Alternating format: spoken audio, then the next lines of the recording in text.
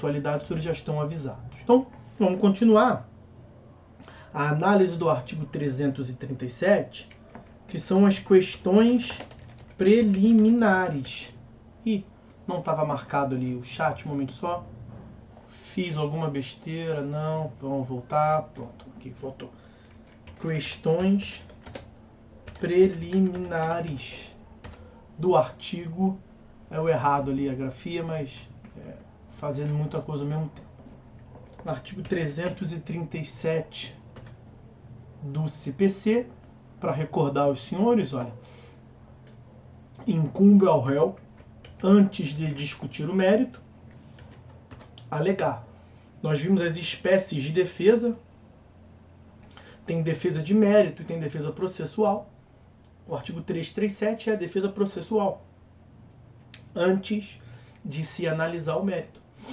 Nós falamos que existem as questões preliminares e as questões prejudiciais. Preliminar é o tipo de questão prévia vinculada à questão posterior que, a depender da sua análise, ela impede a análise da questão principal. Então, sendo a questão principal o mérito, a depender do acolhimento ou não da questão processual, da questão preliminar, você acaba com o processo, sem resolver o mérito. Artigo 485. Essa previsão está no artigo 337, e pela minha anotação aqui, e pelo que nós falamos com os colegas aí, falta tratar do artigo 6º e seguinte. Então, antes de discutir o mérito, incumbe ao réu alegar litispendência. No que consiste a litispendência? Litispendência, meus amigos, é o fenômeno da lide pendente, ou a pendência da lide. De uma época na qual o processo civil confundia demanda com lide. Então, quando se fala litispendência, hoje em dia significa, na verdade, demanda pendente de julgamento. O artigo 337 tem uma cola legítima a respeito da litispendência e do próximo instituto que nós veremos, que é a coisa julgada. Então, o que eu vou colocar aqui agora para vocês, parágrafo 1º e parágrafo 2º serve tanto para a litispendência quanto para a coisa julgada. Parágrafo 1º. Verifica-se a litispendência ou a coisa julgada quando se reproduz ação anteriormente ajuizada. Então, tanto na litispendência quanto na coisa julgada, nós estamos na segunda demanda, que é uma reprodução, veja, que reproduz. É uma reprodução, é uma ação idêntica a uma outra ação anteriormente ajuizada. Parágrafo 2º. Uma ação é idêntica a outra quando possui as mesmas partes, a mesma causa de pedir e o mesmo pedido. Senhores, quantas e quantas vezes eu perguntei para os senhores, relembrei aos senhores, porque isso propriamente é a matéria de TGP1, quais são os elementos da ação. Olha a resposta aí, ó. Partes, causa de pedir e pedido. Por que não é pouca coisa você saber esses elementos da ação? A finalidade desses elementos é identificar, é perceber quando estamos diante de duas demandas, mas uma é idêntica da outra. Uma é a reprodução da outra. Para que haja identidade, os elementos identificadores devem ser os mesmos. Mesmas partes, mesma causa de pedir, mesmo pedido, pois é a mesma demanda que está reproduzida. Cópia literal, é um holograma. A lógica é essa. Mas pode ser que não chegue a bater todos os elementos. Pode acontecer de, ao invés de ser uma segunda demanda idêntica à primeira, que seja uma segunda demanda parecida com a primeira.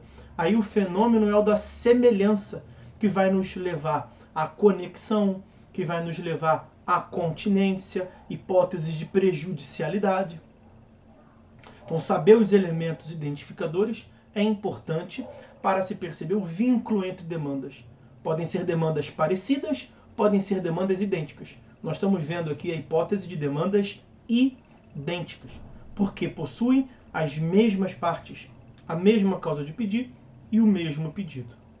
O resultado, seja na litispendência, seja na coisa julgada, é o mesmo. É a extinção da segunda demanda. Tem uma primeira demanda, tem a segunda demanda, e a segunda demanda é cópia literal da primeira. Mesmas partes, mesma causa de pedir, mesmo pedido. O que fazer com a segunda? Colocar fim. Sempre a segunda demanda, que é uma reprodução da primeira, vai ensejar a extinção dessa segunda demanda sem resolução do mérito. Mas nós estamos vendo a litispendência, não é? Até aqui está igual. O que diferencia a litispendência da coisa julgada? E já vamos analisar logo os incisos 6º e 7º ao mesmo tempo. Olha o parágrafo 3º do artigo 337. Parágrafo 3º. Nós teremos a litispendência quando se repete a ação que está em curso. Você tem que olhar para a primeira ação. Nós estamos aqui analisando a segunda ação. O que fazer com ela? Já vimos que vai ser colocar fim a ela, porque ela é idêntica a uma outra. Agora, se ela é idêntica à primeira demanda e a primeira demanda está em curso, isto é litispendência. Porque quando sobrevém esta segunda demanda, nós ainda temos uma primeira demanda pendente de julgamento. A litispendência, quando se repete a ação, a segunda ação é reprodução da primeira, repetição, que está em curso. Esta primeira ação, que é o paradigma, ainda está em curso. O que fazer com a segunda? Sempre colocar fim, acaba. Porque senão, pensem, aqui em Friburgo, onde eu falo agora, tem 3 varas cíveis. Você vai com a petição inicial. Um juiz te dá ganho de causa. Um juiz, você sabe que ele pensa de acordo com a sua tese. Um juiz concede liminar, que é bom para o seu caso. Outros 2 não. Os outros 2, um nunca dá, o outro é mais difícil. O que todo autor faria? Pega 3 petições iniciais, distribui as 3. A primeira que cair naquele juízo que é bom para você, você acaba com as outras. E aí cadê o juiz natural? Não pode, ninguém pode escolher ninguém. Nem a parte pode escolher o juiz, nem o juiz pode escolher a parte. Então como é que se faz? Vale a primeira. É sempre a primeira, por uma questão de impessoalidade, um critério objetivo. A prevenção do juiz, o juiz se torna prevento, vejam lá o artigo 58 e 59. O juiz se torna prevento, é o primeiro que recebe a distribuição. É o primeiro. Nós falamos lá do marco temporal do processamento. O primeiro juízo a receber é o juízo natural da causa. Vejam o artigo 43, olha quantas coisas envolvidas. Perpetuatio jurisdicionis. Quando a primeira demanda cai na primeira vara civil, que não é boa para você, não adianta, filho. Toda a demanda idêntica àquela vai ficar na primeira vara civil. Isso é uma questão de prevenção. Isso é uma garantia constitucional do juízo natural. Só que você que é na primeira vara civil não está satisfeito, não. Você propõe uma outra demanda idêntica. Para quê? Para tentar cair na terceira, que é boa para você. Mas o que vai acontecer com o processo da terceira vara civil? Vai ter que colocar fim a ele, porque é a litispendência. Ok? Lembrem-se, a litispendência é um pressuposto processual negativo. Algo que não pode acontecer no processo. Porque se verificar, extinção do processo. E o que é a coisa julgada? É o mesmo contexto, tá, meus amigos? Nós falaremos mais sobre a coisa julgada nesse semestre aqui, na última aula. O que é importante saber nesse primeiro momento é justamente isso, que existe coisa julgada quando se repete a primeira ação que está sendo repetida, ela já foi decidida por decisão transitada em julgado. Então você propôs a primeira demanda, perdeu. Insatisfeito, você espera passar um pouquinho, se faz de morto e propõe a segunda demanda. O que fazer com a segunda demanda? Sempre colocar fim. Mas você vai colocar fim à segunda demanda por quê? Porque ela é idêntica à primeira. Tá, mas qual é o instituto? Depende. Se a primeira demanda estiver inativa, se a primeira demanda estiver pendente de julgamento, o instituto é a litispendência. Se a primeira demanda, que é a paradigma, já tiver sido julgada, o instituto que vai ensejar a extinção do processo é a coisa julgada. Então, acabamos de ver os incisos 6º e 7º do artigo 337. Vejam, deixa eu mudar aqui para pegar. Artigo 485. O juiz não resolverá o mérito. Eu devo ter colocado isso na aula passada, quando falamos da perempção. No artigo 337, é o réu alegando, né? Isso é um inciso para cada. No artigo 485, nós temos as hipóteses do artigo 337, incisos 5º, 6º e 7º, todos no inciso 5º do 485. Se o réu alegar perempção, se o réu alegar litispendência, se o réu alegar coisa julgada e o juiz concordar, acolhendo, o que vai ensejar? Artigo 485, uma sentença terminativa, é um vício processual. O juiz não resolverá o mérito quando reconhecer a existência de perempção, a existência de litispendência, a existência de coisa julgada. Só que essas matérias aqui, nós já falamos na aula anterior também. Essas matérias são questões de ordem pública. De modo que, olha aqui, parágrafo 5º do artigo 337. Vou botar 337, parágrafo 5º. Excetuada a convenção de arbitragem, da qual não falamos ainda, e a incompetência relativa, que nós já falamos, inciso 2º do 337, incompetência absoluta / relativa. A incompetência relativa e a convenção de arbitragem, o juiz não pode conhecer de ofício. Tirando essas duas matérias, tudo que está no 337 são vícios processuais de ordem pública, tirando essas duas. Logo, o juiz pode conhecer de ofício. Excetuada a convenção de arbitragem, excetuada a incompetência relativa, litispendência não é nenhum deles, perempção não é nenhum deles, coisa julgada não é nenhum deles. O juiz conhecerá de ofício das matérias enumeradas nesse artigo. O que nós falamos que é isso? Matéria defensiva, que a parte pode alegar e o juiz pode conhecer de ofício. É exceção ou é objeção? Letra B, danado. Objeção. Objeção são questões de ordem pública, que o juiz pode conhecer de ofício a qualquer tempo. De modo que, se o juiz pode conhecer de ofício a qualquer tempo, é até possível admitir que a parte venha a alegar depois. A parte pode defender que ela só tomou conhecimento posteriormente. Sendo exceção, incompetência relativa, convenção de arbitragem, não adianta, só pode, passou, já era. Sendo objeção, tem pano para manga, o juiz pode admitir porque é uma questão de ordem pública. O juiz mesmo pode reconhecer a qualquer momento. Ok? Então está visto aí litispendência, está visto aí a coisa julgada, sendo que nós temos mais coisa para falar sobre coisa julgada, o que é, onde vive, como se alimenta, como reproduz. Vejam hoje, né, a coisa julgada em aula de processo civil. Nós veremos na última aula. Vamos lá, artigo 337, vimos inciso 6º, vimos inciso 7º, olha o inciso 8º. Que gracinha que é o inciso 8º. Nós acabamos de falar, não tem muito tempo nós falamos. Conexão. O que é a conexão, meus amigos? Ó, inciso 5º. Não, peraí. Inciso 6º, né? Inciso 6º, eu li o artigo, eu li o 5º do 485. Inciso 5º, 6º, que é inciso 6º, litispendência.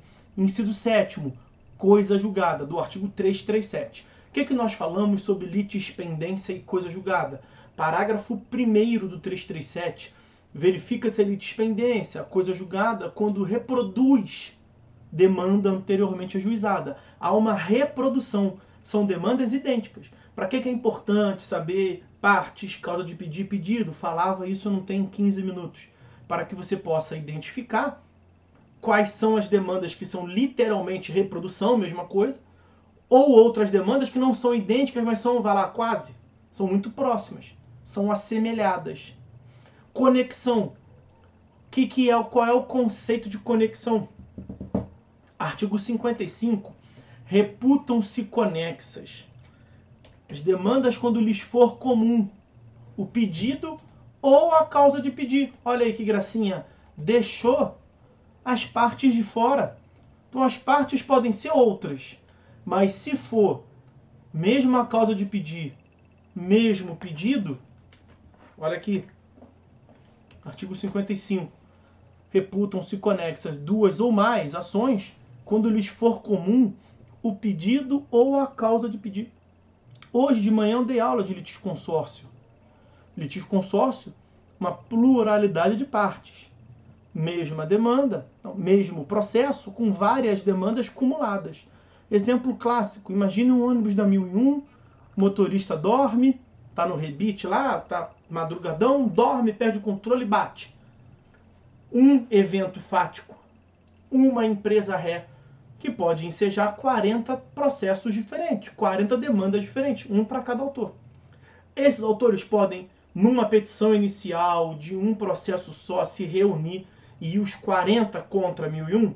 Pode, nome disso, litisconsórcio. E se eles quiserem ir em demandas separadas? Se eles quiserem ir em processos separados? Um evento fático, olha, reputam-se conexas duas ou mais ações, 40 ações. Quando lhes for comum o pedido ou a causa de pedir, o mais comum é ser pela causa de pedir. É a mesma causa de pedir das 40 ações. E aí, o que fazer, hein, filho? Então vimos o que é conexão. O que fazer com ela? Olha aqui o que fazer com ela.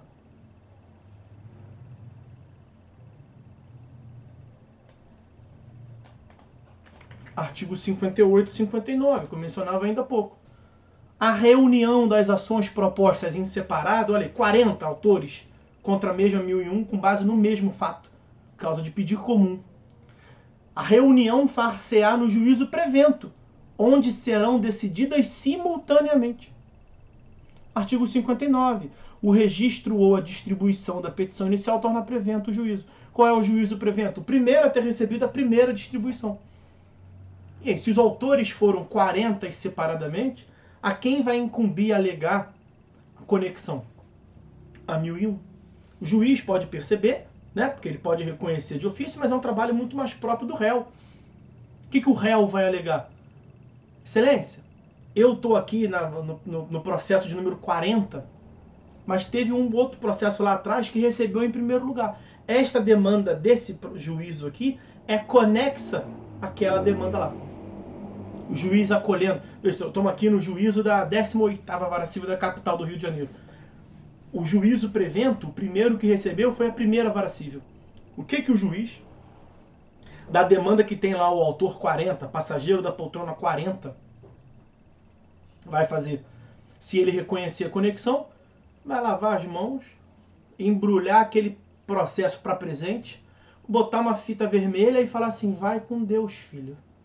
Vai ser julgado lá na primeira Vara Civil. Então o acolhimento da alegação de conexão, percebam, não gera extinção do processo. Porque ele não é idêntico ao primeiro. Todos terão que ser julgados. O que a lei quer aqui é evitar decisões contraditórias. 40 processos distintos, em 40 juízos distintos. O que os senhores acham que é mais provável? Todo mundo pensar igual ou dar ruim? A lei não admite a possibilidade de termos decisões contraditórias. Ela tenta a todo custo evitar isso. Então o que ela determina? A reunião desses processos para que tenham um único julgamento pelo juízo prevento. Mas claro que isso depende da alegação do réu. Porque senão, veja, para 1001, depende muito da situação, né? Depende de como aquele juiz prevento pensa, né? Se for contrária a ela, o cara é pró-consumidor, fica quieta na dela. Geralmente essas empresas têm tudo lá mapeado, né? Posicionamento de cada juiz. Aí vamos supor que caiu a primeira demanda distribuída, a demanda do processo do autor número 1, da poltrona 1, que foi o primeiro a ir a juízo prevento, caiu numa vara civil que é boa a beça para 1001. O que ela vai alegar em todos? Certamente, prevenção. Ela vai alegar juízo prevento por conexão para... São dois ganhos, né? Primeiro, o ganho dela ter mais chance de ganhar, porque o juiz é mais alinhado ao entendimento dela, um juiz mais rigoroso para os consumidores, vamos assim dizer. E o segundo ganho é que ela junta tudo num juízo só. Pode ser que faça uma audiência só, dá menos trabalho, faz tudo num juízo só. Ok? Mas depende, basicamente, da alegação do réu. Porque o autor não vai alegar. Os autores, se quisessem ir juntos, eles fariam litisconsórcio. O juiz, o juízo tem milhões de processos, não vai se atentar a isso, mas se ele perceber, ele pode determinar de ofício. Mas é mais comum que o réu venha a alegar. Os senhores têm que entender que na conexão as demandas não são idênticas. As demandas são assemelhadas. Olha o 337, parágrafo 2º. Para que seja idêntico, tem que ser as mesmas partes, mesma causa de pedido, mesmo pedido. Passageiro da poltrona 1 versus 1001. São as mesmas partes do passageiro da poltrona 40 versus 1001? Não, tem até uma coincidência parcial da 1001, mas não são idênticas as demandas. A causa de pedir é a mesma, evento fático. O acidente provocado pelo cochilo do motorista. Ok? O réu pode alegar. Percebam que o acolhimento dessa tese de conexão não vai gerar extinção do processo. Se você for ao artigo 485, que eu mencionei aqui em diversas passagens para vocês, não tem lá a previsão, o juiz não resolverá o mérito quando reconhecer conexão. Porque a hipótese não é de não julgar o mérito. A hipótese é de remeter para o juízo prevento. Ok?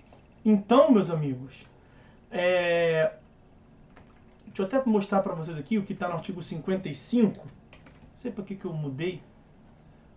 Já que eu estou falando de conexão, um outro, não é matéria desse semestre aqui não, mas é uma espécie de cortesia do autor, vamos assim dizer.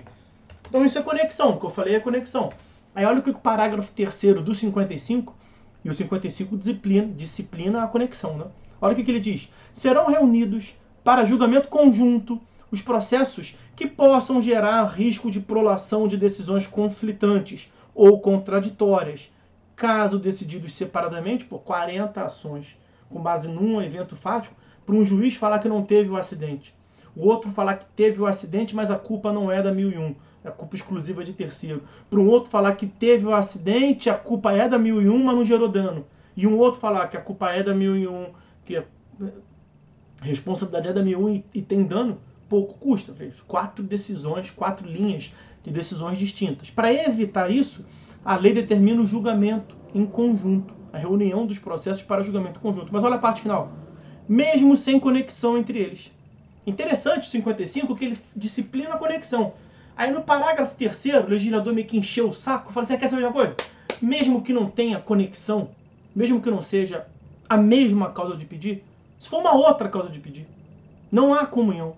Mas as demandas são próximas. Pode gerar uma decisão contraditória, mesmo se não tiver tecnicamente conexão, junto essa bagaça aí para não ter risco. Porque o que a gente quer evitar de uma vez por todas é o risco de prolação de decisões contraditórias. Quer ver um caso clássico? Gerou acidente lá da 1001, não foi? Tá lá o ônibus. Tá lá o Anderson falou que ficou mais complexo. Qual ficou mais complexo? O 55? Da conexão, matéria de TGP.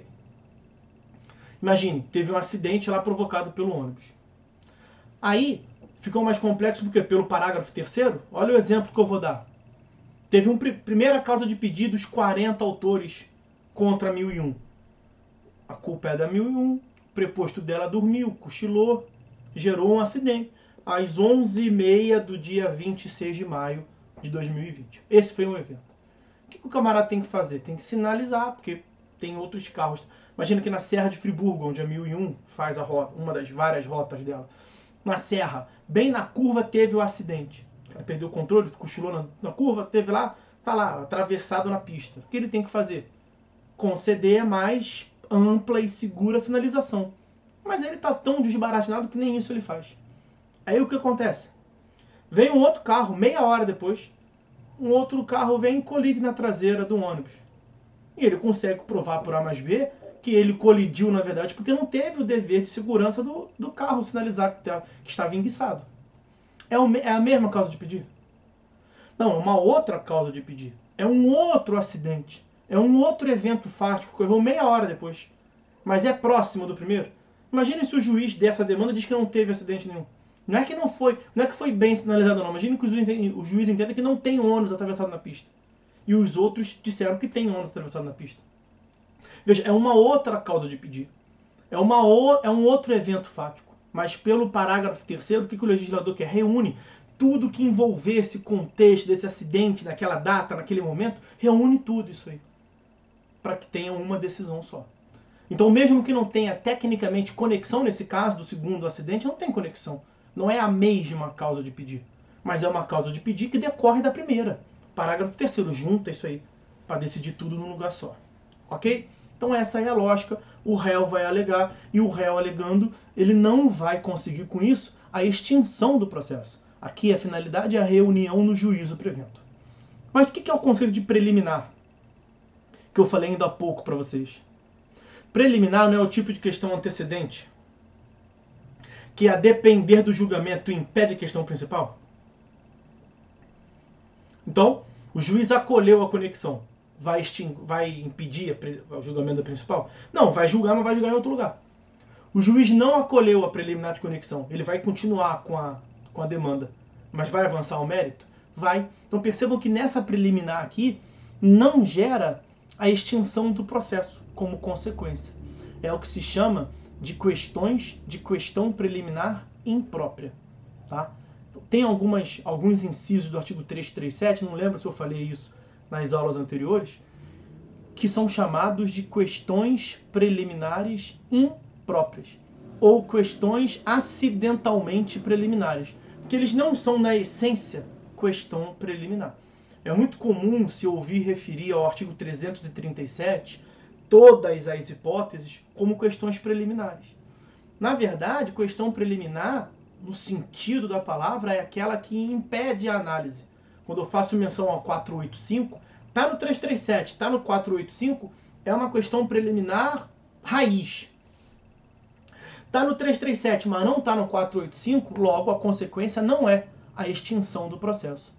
Incompetência, por exemplo, lá no inciso 2º. Incompetência. Qual é a consequência do reconhecimento de uma incompetência? Artigo 64. Artigo 64, parágrafo 3º. Artigo 64, parágrafo 3º. Agora eu fui para a incompetência.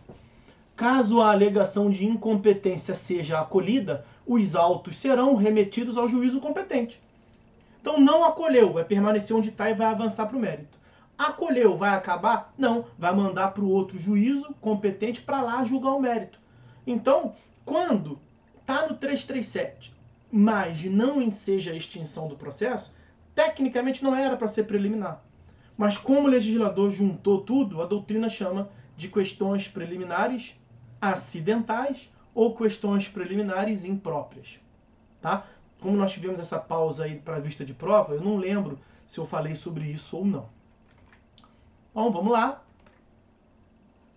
Vamos ver aqui o inciso 9º do artigo 337, já é um próximo, caminhando para o final aí do rol das questões preliminares. Incapacidade da parte, defeito de representação ou falta de autorização. O que é isso? Isto é relacionado a uma capacidade postulatória típica, que é a capacidade das partes. TGP 2 também. A análise da capacidade das partes no processo civil subdivide em 3. Capacidade de ser parte, capacidade de estar em juízo, capacidade postulatória. Capacidade de ser parte, todo mundo tem. Até o nascituro tem. Até o morto depois tem o espólio. Então é mole, todo mundo tem capacidade de ser parte. Capacidade de estar em juízo, se você depende de representação ou não. Vejam lá, artigo 70, 71. Como eu trouxe de todos os outros, vou pegar aqui o artigo 70. Perder tempo com eles não, tá? Isso aqui é matéria de TGP 2. Ó, 70, 71, 72. Capacidade de estar em juízo, se precisa de representação ou não. Capacidade de estar em juízo, quando eu dou aula disso, o que eu falo? É a capacidade de estar em juízo, vírgula, sozinho. Porque se você é plenamente capaz, você pode comprar uma bala, você pode pegar um ônibus da 1001, você pode ir a juízo. Você pode estar lá sozinho. Agora, se você é incapaz, você tem que ter a representação ou a assistência, dependendo da sua incapacidade absoluta, relativa, direito civil. O incapaz não pode estar em juízo sozinho. Ele pode estar em juízo desde que representado. Olha o 71. O incapaz será representado ou assistido por seus pais, por tutor ou por curador. Capacidade, tem a capacidade postulatória ainda. No processo civil tradicional, exceção feita aos juizados, toda demanda, exceção feita aos juizados, todas as outras demandas precisam de advogado. Artigo 103 do CPC. Se tiver algum vício relacionado a essa ideia da capacidade, vejam o que o 76 diz. Ó, verificada a incapacidade processual ou a irregularidade da representação da parte, dá no mesmo, o juiz suspende o processo e designa um prazo razoável para que seja sanado o vício. Então é no caso concreto que o juiz vai designar o prazo. A lei não estabeleceu. Isso é um tipo de prazo ex iudicium, um prazo fixado pelo juiz. Então vai parar o processo, tem que resolver isso aí, é uma questão importante, é um pressuposto processual, dou-lhe 15 dias, dou-lhe 30 dias para constituir um novo advogado. Esse advogado aí não está inscrito na OAB, é um falso advogado. Dou-lhe 15 dias para tu trazer o representante, porque tu és incapaz, não pode estar aqui sozinho. Não vai acabar com o processo de plano. Princípio da primazia da resolução do mérito. Pois bem, a parte cumpriu, segue, toca o barco. A parte não cumpriu, e aqui nós temos a presença da... Não. Você não pode nem aparecer nos trajes que você se encontra, né? Você pode dar um oi aqui pro pessoal, porque não é para esse tipo de... Vem aqui, garota, dá um tchau pra câmera aqui, cara.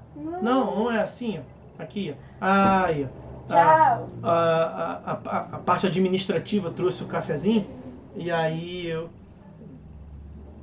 para animar a filha. Então nós dizíamos... Ai, deu uma zica aqui. Pô, também fui pegar com a mão esquerda e levar para a mão esquerda lá. Nós dizíamos que quando o juiz percebe um vício de representação, ele determina a suspensão do processo para regularizar isso. E aí regularizou, toca o barco. Não regularizou, parágrafo 1º, descumprida a determinação. Caso o processo esteja na instância originária, que é o que nós estamos vendo, procedimento comum, a tutela cognitiva, lá, o processo será extinto se a providência couber ao autor. E se couber ao réu, ele vai ser considerado revel. Porque, claro, a falha de representação do próprio réu, o réu não vai alegar isso, né? E se a falha de representação do réu gerasse a extinção do processo, nenhum réu ia constituir advogado. Eu sei como é que eu não vou ser julgado. Eu sei como é que eu vou impedir a resolução do mérito. Eu vou constituir uma falha da minha representação. Aí eu não perco o processo é extinto. Claro que não é assim.